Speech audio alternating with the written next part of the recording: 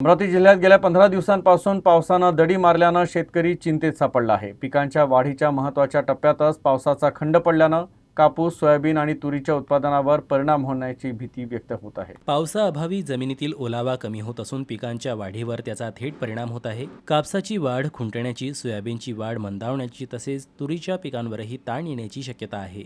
पावसाचा खंड आणखी वाढल्यास खरीप हंगामातील उत्पादनात मोठी घट होण्याची चिंता शेतकऱ्यांना सतावत आहे।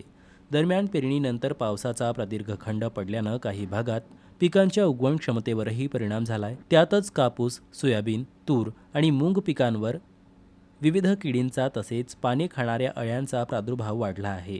शेतकऱ्यांनी कीड नियंत्रणासाठी फवारणी केली, मात्र पावसाची अनिश्चितता आणि वाढता रोगराईचा प्रादुर्भाव यामुळे अपेक्षित परिणाम मिळत नसल्याची स्थिती आहे। पाऊस नसल्याने फवारणीचे नियोजनही अनेक शेतकऱ्यांनी थांबवले आहे।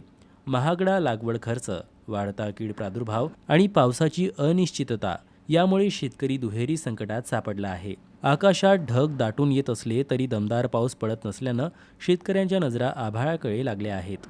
परिस्थिती खूपच गंभीर आहे। काय करणार?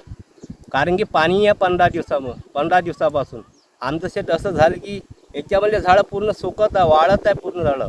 काय करायचं काही समजत नाही। एवढं कर्ज काढून आम्ही पीक उभं केलं पण काही कामाचं नाही। पिकाने आम्हाला दगा दिला आहे। काय करायचं? हे दक्षता घ्यावी याची। वर पेरणी आता कसं करा? वरचं पाणीच नाही तर खर्च पेरणी कशा करायची? आणि खर्च भरपूर जवळचा कर्ज काढून आम्ही खर्च केला आहे।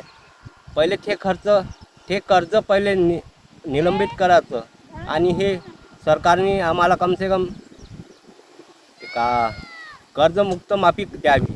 आणि ह्या पिकाचं काय होणार काही समोर सांगता नाहीत। आणि आम्ही पेरू कसं? जोपर्यंत पाणी येणार नाही तोपर्यंत काय ह्या पिकाचं काय करायचं आता?